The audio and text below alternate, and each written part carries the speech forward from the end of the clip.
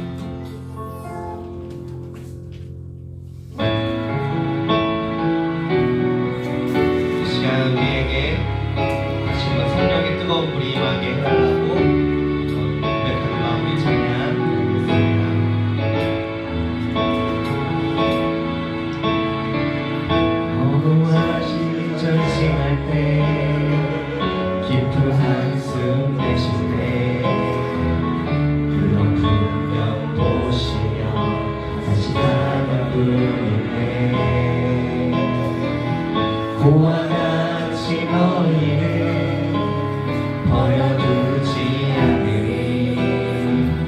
내가 너희와 영원히 함께하리라.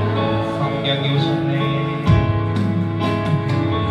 성령이 오셨네. 성령이 오셨네. 내 주에 보내신 성령이 오셨네. 우리 인생 가운데 친히 찾아오셔서 그 나라 꿈꾸게 하시네. 다시 한번 1절 청해드립니다. 허무한 시절 지날 때 깊은 한숨 내쉴 때 그런 풍경 보시면 탄식하는 분이네. 보와 같이 너희를 버려두지 않으리.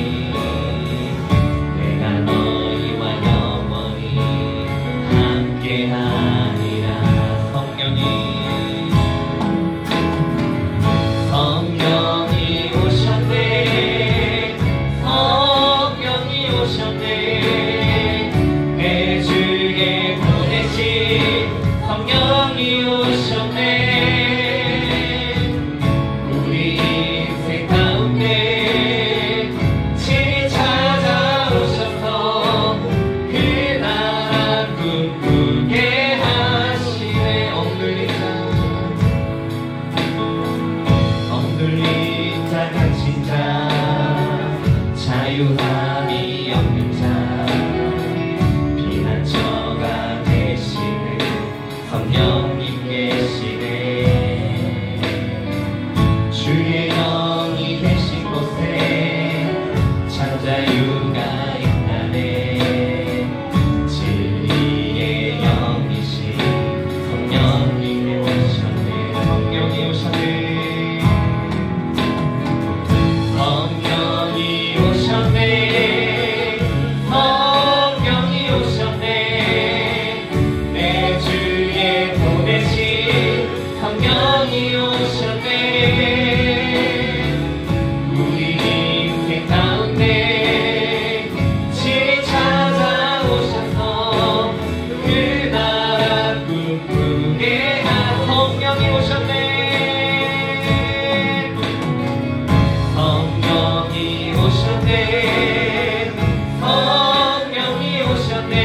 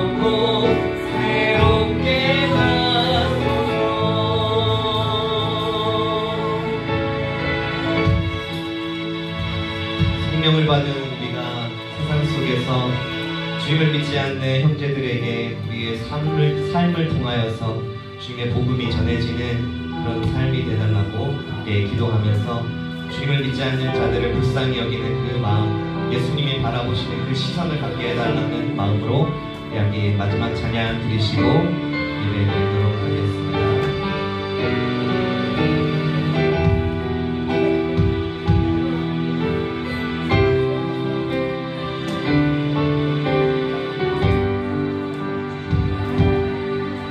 저 죽어가는 내 형제에게 생명을 주소서. 그 밤의 권세에 매여 내일을 빼앗긴 저들에게 저 소망 없는 텅 빈 가슴에 새 날에 주소서. 고통의 멍에에 매여 신음하고 있는 저들에게 아버지여 입에서 다시 살게 하소서. 묶였던 자 자유케 되는 영광의 날을 주소서. 아버지여 이 나라 주의 것 되게 하소서. 영원하신 하늘 아버지 다시 섞이게 하는 처음부터 다시 한번 찬양하겠습니다. 저 죽어가는 내 형제에게 생명을 주소서. 그 밤의 권세에 매여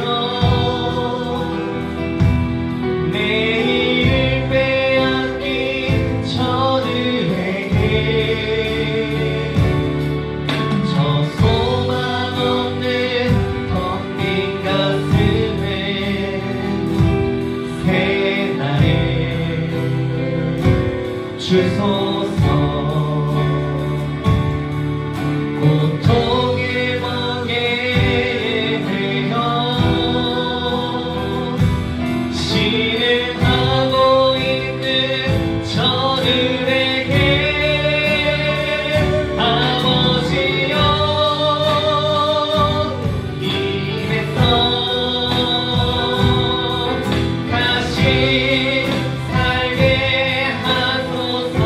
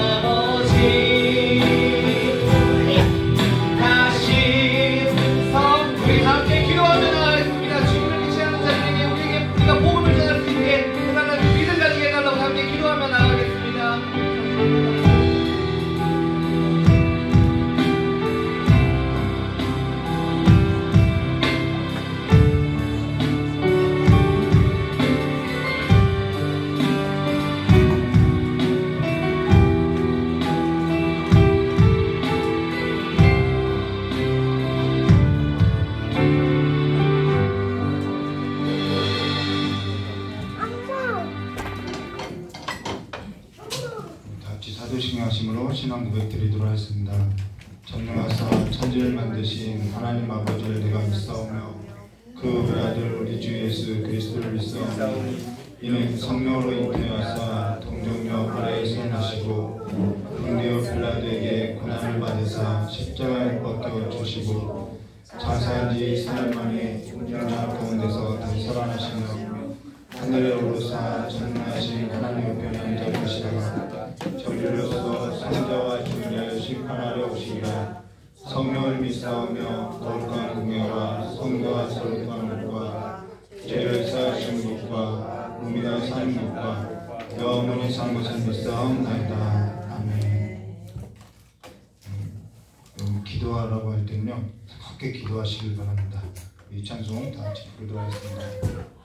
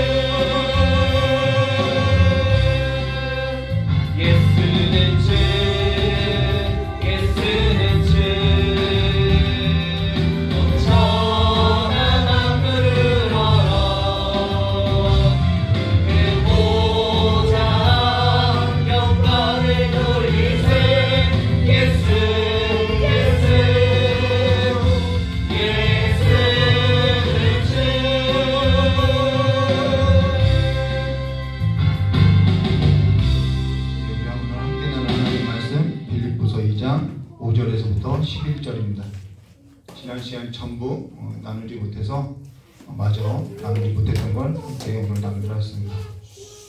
빌립보서 2장 5절에서부터 11절까지 말씀 우리 함께 합독하도록 하겠습니다.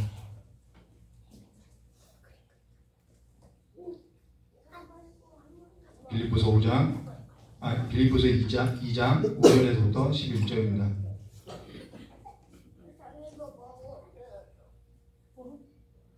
우리 함께 합독하도록 하겠습니다.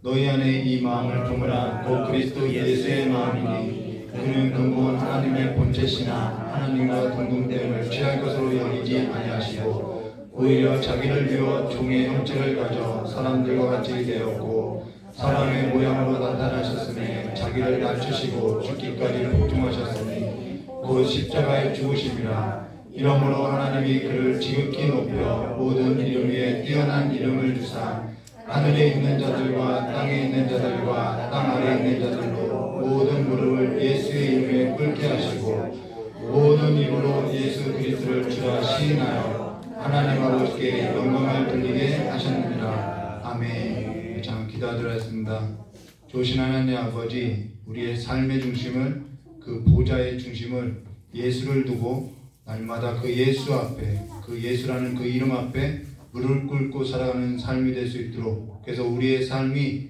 하나님 아버지의 앞에 영광이 되는 삶이 될 수 있도록 주의 역사해 주시길 간절히 원하오며 귀하신 예수님의 이름으로 기도드리옵나이다. 네, 오늘 빌립보서 2장 5절부터 11절 말씀 가지고 무릎을 예수 이름 앞에 꿇읍시다라는 제목으로 우리 함께 나누도록 하겠습니다. 우리가 지난 설교 때 뭘 나눴나 이렇게 기억하는 성도님들도 있을 것이나 사실 내가 지난 시간에 뭘 설교했지 기억나지가 않더라는 거예요. 기억나는 것은 신발, 새끼, 뽀까뽀까라고 이 단어밖에는 생각나지 않아서 그게 너무 강했던 거죠. 그래서 그거밖에 생각나지 않아서 그걸 기억하면서 내가 왜 이 얘기를 했지? 왜 신발 찾았지? 묵상하다 보니까 교만에 대해서 몇 가지 사례를 들으면서 이야기했던 걸 기억하고 나서 설교가 다시 생각나게 됐죠. 자, 그런 의미에서 설교라는 것은 사실 다른 얘기를 하게 되면 정작 오늘 설교가 뭔지 남는 것이 없이 앞서서 언급한 것처럼 신발 이 주객이 전도되는 일들이 있다라는 거죠. 그래서 사실 서로가 우리가 조심해야 할 것이 뭐냐면은 이 설교에 있어서는 이 성경 본문에 우리가 서로 집중해야 한다는 것입니다. 그럼 그것이 이제 설교자의 책임인 것이죠. 당장에는 좀 어렵고 이해되지 않아도 우리가 성경 말씀을 먹어야죠. 그럼 어느 순간 우리는 그 성경 말씀 앞에 자라나게 되어 있는 걸 보게 되고요. 성경 본문에 집중하지 않으면은 우리는 10년이 지나도 20년이 지나도 이 성경 본문이 뭔지 이해도 해석도 안 되고 그저 내 열심만을 가지게 된다는 것입니다. 그래서 히브리서 5장 12절에 이렇게 말씀하고 있죠. 때가 오래되었으므로 너희가 마땅히 선생이 되었을 터인데 너희가 다시 하나님의 말씀의 초보에 대하여 누구에게서 가르침을 받아야 할 처지이니 단단한 음식을 못 먹고 젖이나 먹어야 할 자가 되었도다 라고 이런 자라나지 못한 어린 아이와 같다라는 것을 말하고 있죠. 그러나 저 여러분이 생각할 것은 뭐냐면은 내 생각이 중요한 것이 아니라 성경이 지금 나에게 무엇을 가르치고 있는가가 중요하다라는 거예요. 우리가 성경에 있어서 가까이 하고 성경에 있어서 먹어야 하고 이 성경과 우리가 씨름해야 한다는 것이죠. 그럼 오늘 우리가 여기에 있어서 생각에 앞서 좀 생각할 것이 뭐냐면은 우리가 이 본문을 들어가기 전에 하나님이 좀 너무한 것 아니냐 이런 생각을 하게 됐어요. 이 성경 오늘 본문 말씀을 묵상하면서 하나님이 참 너무하지 않는가라는 생각을 하게 됐어요. 첫사람이 선악을 알게 하는 나무 열매를 좀 먹었다고 해서 모든 사람이 이런 사망 아래 삶을 두고 살아야 하는가? 그게 그럴 만큼 잘못된 일인가? 창세기 4장 13절 말씀 보시면은 가인이 여호와께 아뢰되 내 죄벌이 지기가 너무 무겁다라고 이렇게 이야기한 것이 좀 10분 좀 이해는 되더라는 거예요. 그런데 이러한 가인의 마음이 저의 안에도 있었다는 것이죠. 내가 먹은 것도 아닌데 모든 사람이 사망 아래 죄에 팔려서 죄의 노예가 되어서 죄로 오염된 본성 자기 육체를 따라서 세상 가운데 살다가 그냥 죽게 해야만 하는가? 너무나도 화가 나고 때로는 억울하기도 하더라는 거예요. 근데 여기 있어서 저 여러분이 놓친 것이 있는데 그게 뭐냐면은 접근 자체가 잘못되어 있다는 거예요. 접근 자체가 잘못되어 있다는 거예요. 그게 뭐냐면은 선악을 알게 하는 나무의 열매를 먹었냐 안 먹었냐 이건 어떠한 도덕과 윤리 그러니까 옳음과 그름 도덕질을 했느냐 하나님이 먹지 말라고 한 것을 왜 먹었냐 그냥 단지 그러한 도덕과 윤리 거기에 있지 않다라는 거예요.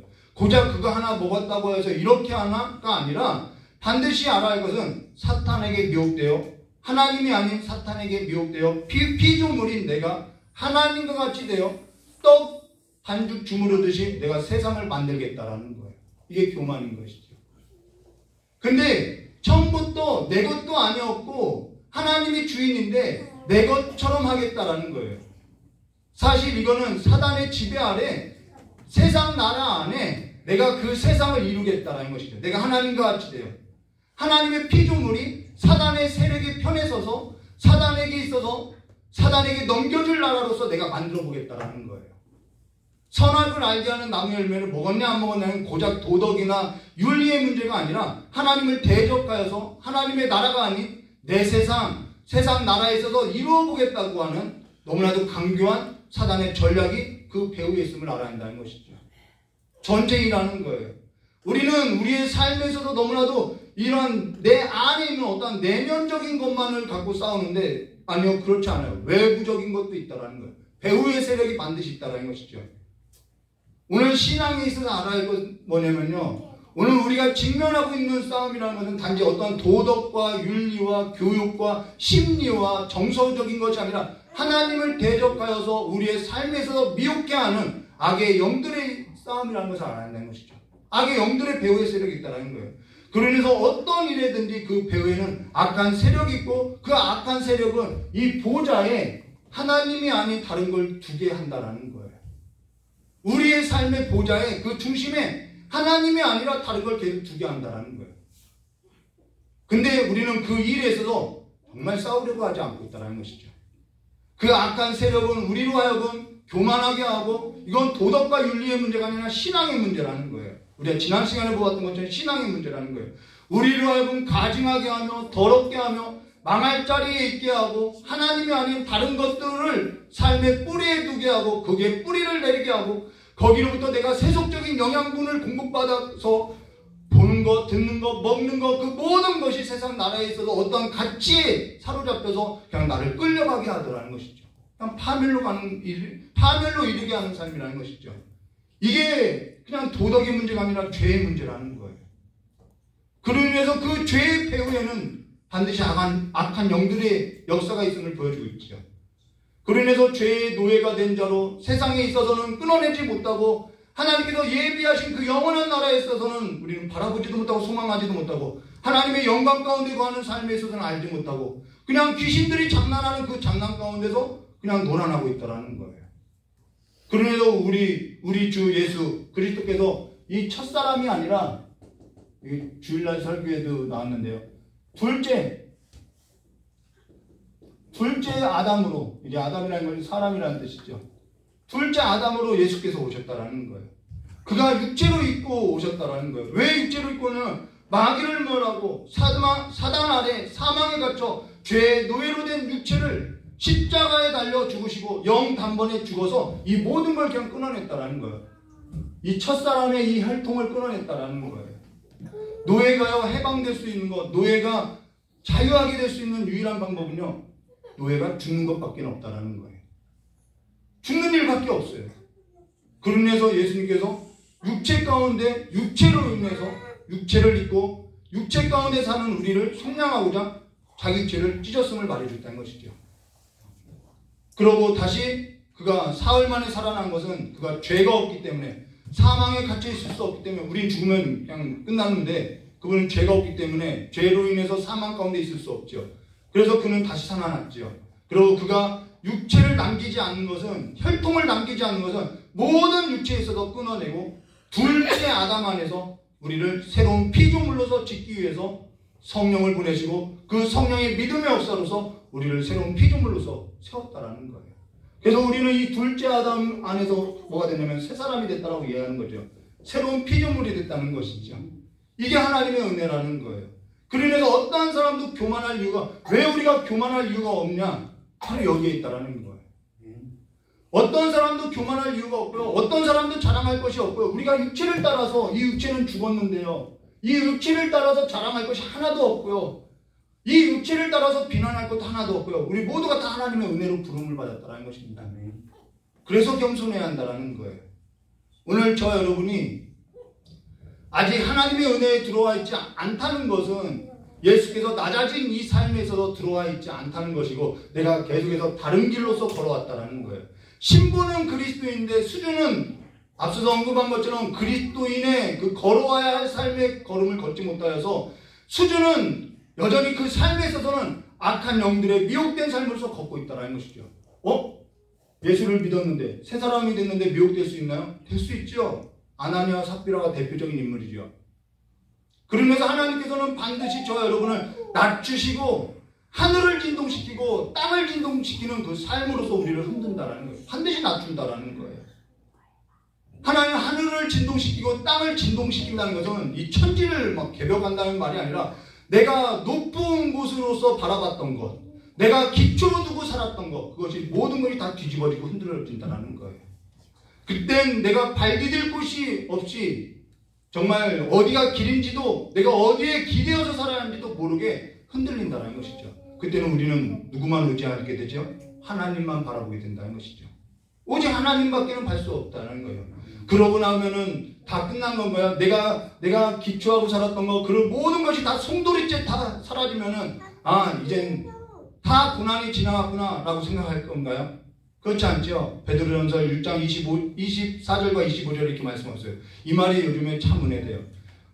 그러므로 모든 육체는 풀과 같고 그 모든 영광은 풀의 꽃과 같으니 풀은 마르고 꽃은 떨어지니 오직 주의 말씀은 새새토록 있더라 하였으니 너에게 전한 복음이 곧 이 말씀이라. 육체가 시들게 된다라는 거예요.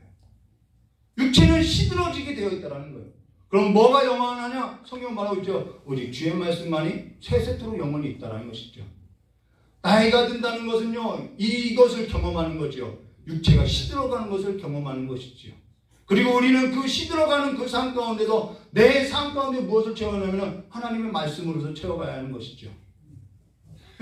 저는 나이 들어가는 것의 복이 어디냐면은 하나님의 말씀을 채워가는 삶에 있다라고 보는 거죠.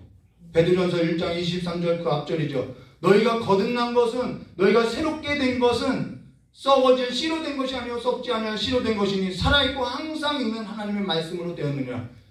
이건 우리가 앞서서 언급한 것처럼 내가 개선하고 변화되고 어떠한 그러한 도덕과 윤리로서 우리는 나아질 수 없다라는 거예요.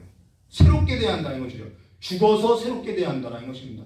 도덕이나 윤리, 교육, 심리 개선될 자가 아니라 예수, 둘째 아담으로 오신 그리스도 예수 안에서 새롭게 되지 않으면 마귀로부터, 죄로부터, 사망으로부터 그 권세 아래서 세상 나라로부터 모든 일에부터 변화될 자가 아무도 없다라는 거예요.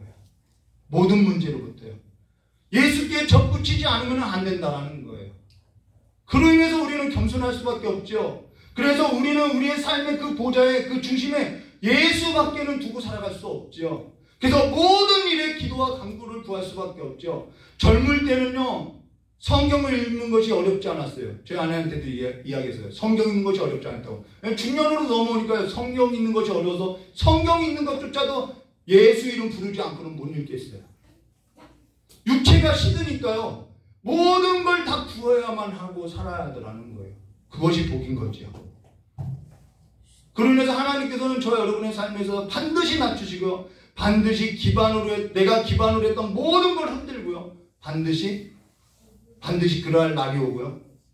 그때 우리가 어떠한 내가 어떠한 삶에 서 있는지, 내 기초가 뭔지 반드시 다 드러난다는 거예요. 솔로몬 전도서가 한 말이죠. 내가 다 해봤다. 부귀영화를 다 누려봤고, 내가 농사, 내가 사람으로 할 수 있는 모든 걸 다 해봤다. 근데 허무하더라. 이 말이라는 것이죠. 그날이 온다라는 거예요. 근데 신앙에 있어서 이걸 가르쳐 주지 않고, 어떻게 하면 잘 된다. 어떻게 하면 잘 된다. 반드시 잘 된다. 이걸 가르치고 있더라는 거예요. 그러나서 반드시 우리는 하나님의 때, 하나님의 작정한 때, 하나님께서 약속하신 대로 하나님이 우리를 누구와 함께 일으키냐면은 이 보좌에 앉으신 예수와 함께 일으킨다는 거예요. 다른 걸로서 일으키는 것이 아니라 그 예수로서 일으킨다는 것이죠. 내 겉사람은 점점 쇠하여져도 내 속사람은 그때는 예수로서 충만한 삶으로서 일으켜준다는 것입니다. 예수가 살아난 그 삶으로서 우리를 다시 살린다는 거예요. 그래서 전에 살던 내가 아니라 다시 새롭게 된 나로서 우리는 사는 거죠. 그래서 이건 도덕이나 어떠한 개선이 아니라 우리는 죄인이기 때문에 뭘로 써도 안 된다는 거예요. 우리가 그걸 인지해야 하는 것이죠. 그로 인해서 여기 9절에 이러므로 하나님이 그를 지극히 높여 모든 이름 위에 뛰어난 이름을 주사라는 것은 조건이나 보상이 아니라는 거예요. 무슨 말이냐면요, 이러므로라는 이 접속사가 너 겸손하게 너 낮아지면은 내가 높여줄게, 이러한 조건이나 보상, 이러한 것이 아니라 이렇게 살아야 한다라는 거예요. 이 길 외에는 다른 길 없다. 반드시 이러한 삶으로서 나가야 한다. 너 반드시 낮아져야만 너 살 수 있다. 이 말이라는 거예요. 조건이 아니라는 거예요. 보상을 받기 위해서가 아니라 반드시 그러한 삶의 기회에 너가 있어야 돼. 이 말이라는 거예요. 반드시 십자가를 걸어야 돼. 반드시 다른 길 외에는 없어. 우리가 겸손해야 하는 것은 그가 하나님의 나라 안의 삶을 우리에게 보여주셨다는 거예요. 우리 예수 안에서 산다는 건 우리가 그 안에서 새로운 피조물로서 세워졌다는 것은 우리가 앞서서 말한 것처럼 이 교만한 삶의 방식으로서 살아가는 삶이 아니라는 거예요.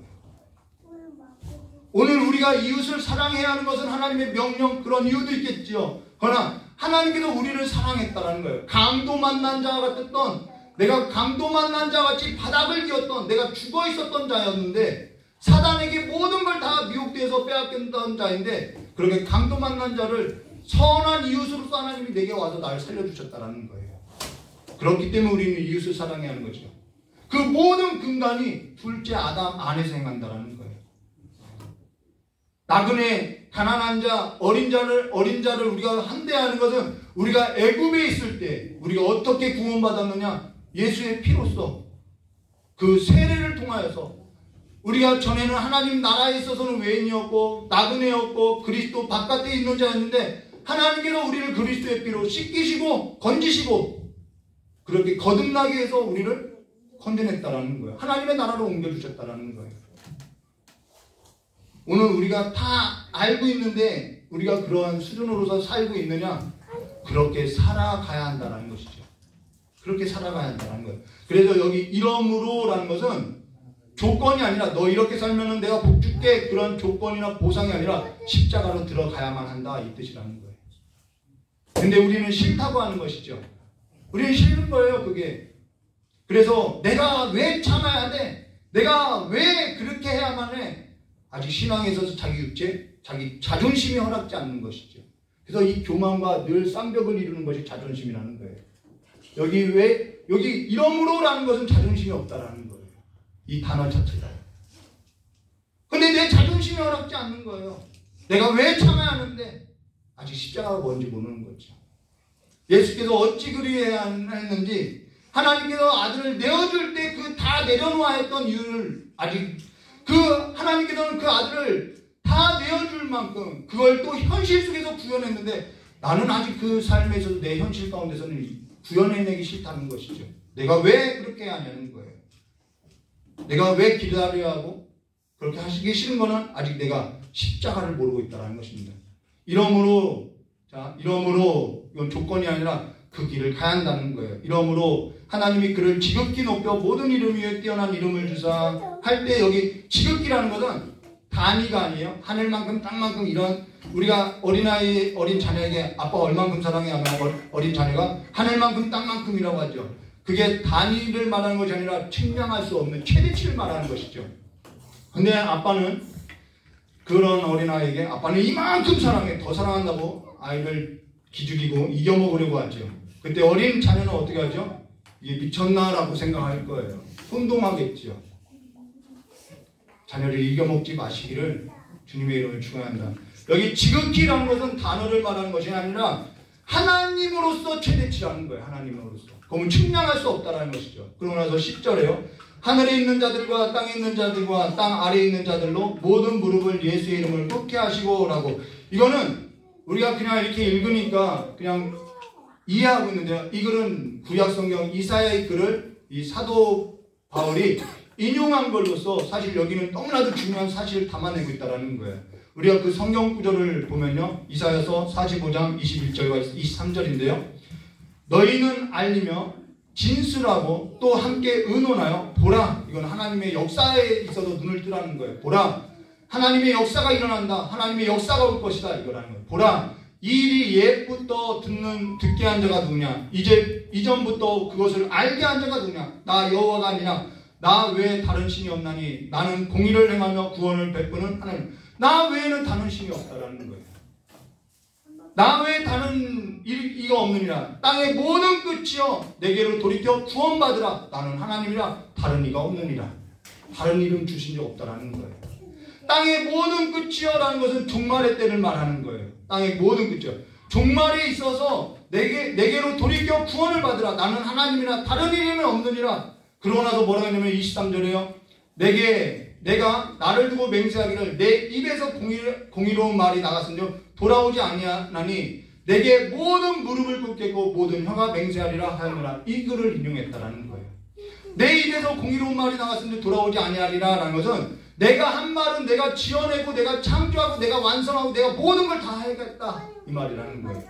근데 그게 뭐냐면 땅의 모든 끝이여 내게로 돌이켜 구원을 받으라는 거예요. 그래서 하나님의 의, 그 구원으로 오신 분이, 그 구원자로 오신 분이 예수고, 그분이 예수 그리스도라는 거예요. 그가 구원이라는 거죠. 그래서 그 이름 앞에 모든 무릎을 다 꿇겠고 그 모든 입이 예수로서 다 맹세하게 된다는 것입니다. 다른 이가 없다라는 거예요. 저 여러분이 정말 이 예수가 나에게 유일한 구원자냐는 것이죠. 그러면서 11절에 이렇게 모든 혀가 맹세한다는 말이 이 말인데요. 11절에 모든 입으로 예수를 주라 시인하여 하나님 아버지께 영광을 돌리게 하셨느니라. 이게 너무나도 오해되고 있다는 거예요. 요즘 청년들하고 나누는 것이 계시록인데요. 이 보좌를 중심으로 이루어졌는데요.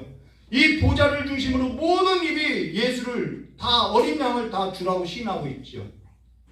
이것이 이사야 때부터 창세부터 이루어졌던 일이 지금 이 계시록은 장래에 관한 일이 아니라 지금 현재 살아가는 성도들에게 가장 필요한 말씀이라는 거예요. 그 보좌를 중심으로 어떠한 일이 지금 일어나고 있느냐, 어떠한 일이 성취되고 있느냐. 계시록 4장 2절과 4절요. 내가 곧 성령에 감동되었더니 보라 하늘에 보좌가 베풀어졌고 그 보좌 위에 앉으신 이가 있는데 앉으신 이의 모양은 벽옥과 홍보석 같고 또 무지개가 있어.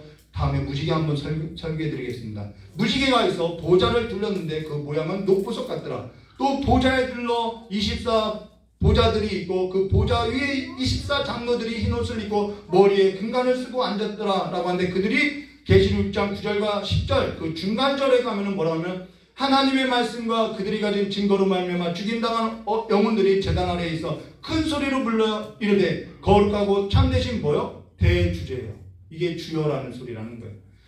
가장 현실 가운데서 주님을 찾는 소리라는 거예요. 땅에 거하는 자들을 심판하여 우리의 피를 갚아주지 아니하시기를 어느 때까지 하시나이까. 땅에 거한다는 것은 하늘에 거하지 않는다라는 거예요.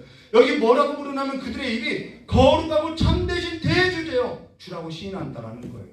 근데 여기 모든 입으로 예수를 그리스도라 주라 시인하여라는 것은 이게 어떠한 의미냐면요. 뭔가 이렇게 사로잡혀 있을 때 우리가 가령 야구에 이렇게 사로잡혀 있는 사람은 야구밖에 안 보이죠.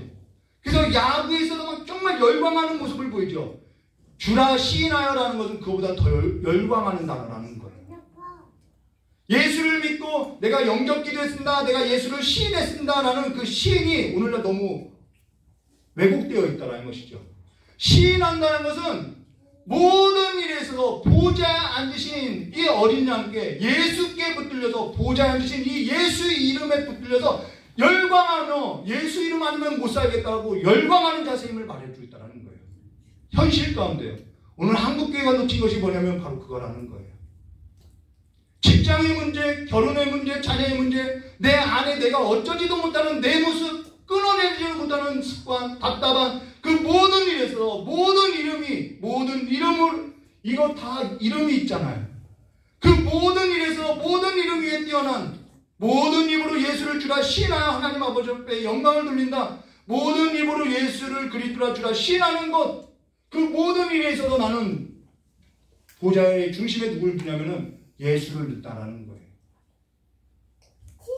근데 우리는 이 예수를 두지 않아요. 요즘 이 보좌에 뭐 다른 심리를 두기도 하고 여러 가지를 두기를 해요. 예수를 뒀다가 내가 좋은 것이 있으면은 예수를 내 잠깐 내려와 주세요 하고 다른 거 올려놓고 우리는 있다는 것이죠.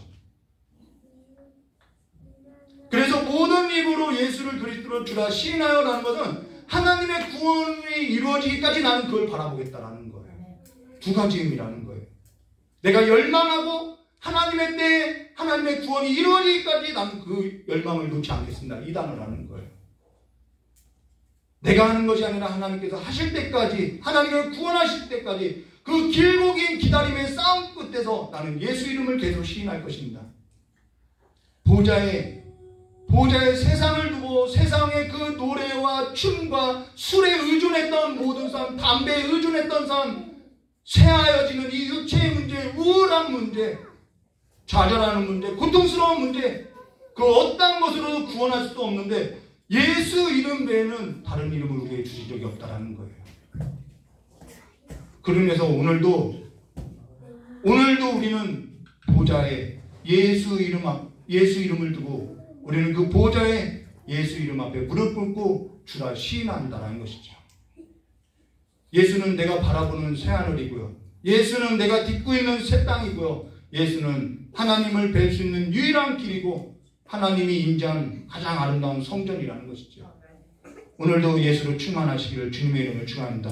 그 보좌에 예수 이름 두고 그 보좌 앞에 경배와 영광과 찬양을 올려드리는 아버지께 영광을 올리는 삶이 되시기를 주님의 이름을 축원합니다. 같이 기도하도록 하겠습니다. 좋으신 하나님 아버지, 이제는 내 삶 가운데 내 삶의 중심에 다른 이름 두지 않고 그 어떠한 이름보다도 가장 뛰어난 이름, 그 예수 이름 두고 모든 걸 승리하신 그 삶의 여정을 우리도 주와 함께 일어나는 삶이 될 수 있도록 주여 함께 해주시길 간절히 원하고, 오늘도 여러 가지 문제를 두고 있지만은 그 보좌에는 오직 어린 양 대신 우리를 구원하신 예수 이름밖에는 그게 앉을 자가 없사오니 오늘도 예수 이름 앞에 무릎 꿇고 예수 이름이 아버지 앞에 영광이 되는 삶이 될 수 있도록 주 역사해 주시길 간절히 원하오며 귀하신 예수님의 이름으로 기도드리옵나이다. 우리 찬양 부르고 같이 기도하도록 하겠습니다.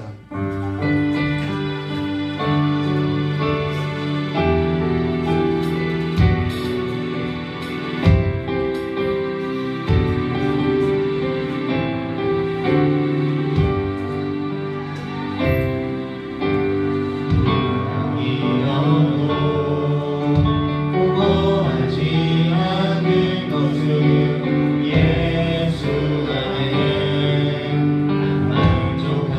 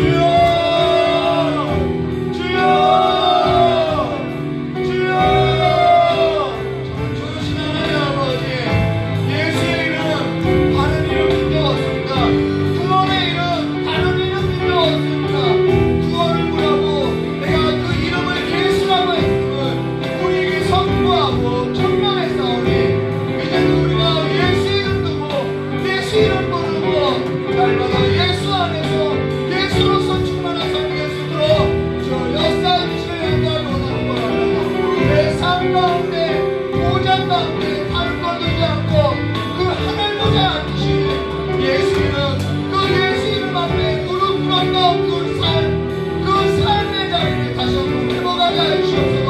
교회가 이제는 다시 한번 그 어떤 돈으로서 어떤 그 비전으로서가 아니라 다시 한번 예수 이름 앞에 교회가 다시 한번 예수 이름 앞에 충만하게 하시옵소서.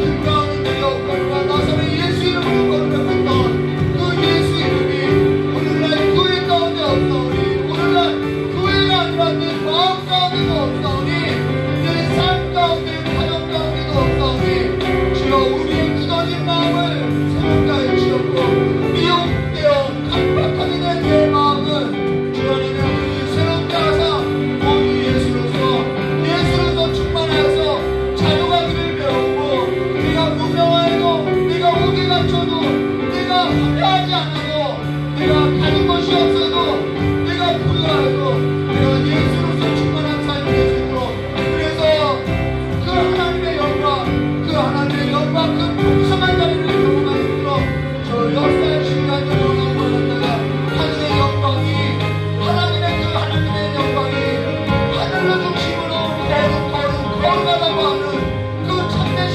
대주제에 앞에서 그 예수 이름, 그 만민이 불렀던 그 예수 이름이 우리 교회 가운데 충만하게 하여 주옵소서. 다시 한번 그 이름 앞에 모든 무릎이 굳어졌던 마음들이 다시 한번 새 마음이 되게 하여 주옵고, 새롭게 되어서 새 사람이 되어서 거듭난 자로서 내가 개선되지도 않고 변화되지도 않고, 어차피 우리는 개선되지도 않고 변화될 수는 없사오니 주여 우리를 예수 안에서 새롭게 되게 하여 주옵고, 믿음 안에서 새롭게 되게 하여서 주님과 함께 기쁨을 충만하게 누리는 삶이 될 수 있도록 주여 역사해 주시옵소서. 주여 일으켜 주시옵소서. 일어나라고 했던 그 주님의 말씀 내게 생명과 같은 말씀이 되어서 이제는 자리를 떨고 일어난 사람으로서 살아가게 하여 주옵소서. 아버지 병든 자가 있냐, 아버지 병든 자에게 예수 이름으로서 손을 얹고 기도하게 하여 주실 때마다 아버지께서 그 예수 이름 앞에 그 질병도 떠나가고 귀신도 떠나가서 하나님의 그 영광이, 하나님의 그 죽어가는 자들이 다시 예수로서 살아나는 역사가 교회 가운데 우리 자녀들의 삶 가운데 무너졌던 그 터전 가운데 회복되어서 일어날 수 있도록 주님의 충만하게 하여 주옵소서. 우리의 삶 가운데 복을 주신 하나님 아버지, 우리의 삶 가운데 복이 예수이고 그 예수로서 우리에는 생명이 나눠지고 그 생명이 풀리고 열매 맺고 충만하고 넘치는 삶으로서 가득해 주시도록 다시 한번 우리가 한눈 빼지 않고 우리의 일심이는 예수 이름을 기억하고 살아갈 수 있도록 역사해 주시는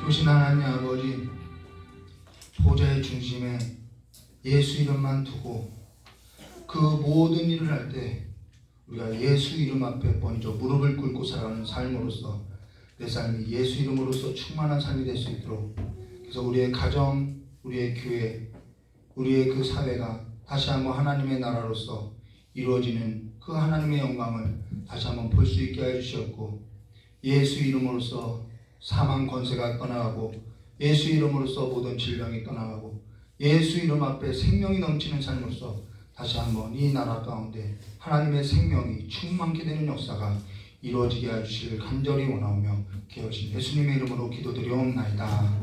우리 주님 가르쳐주신 기도로서 금요 예배 마치겠습니다. 하늘에 계신 우리 아버지여, 이름이 거룩히 여김을 받으시오며 나라의 마으시며 뜻이 안에서 이루어진 것 같이 땅에서도 이루어지리라. 오늘날 우리에게 일용할 양식을 주옵시고, 우리가 우리의 죄진자에 사하여 준 것 같이 우리의 죄를 사하여 주옵시고, 우리를 시험에 들게 하지 마옵시고 다만 악에서 구하옵소서. 대개 나라와 권세 영광의 아버지께 영원히 있사옵나이다. 아멘.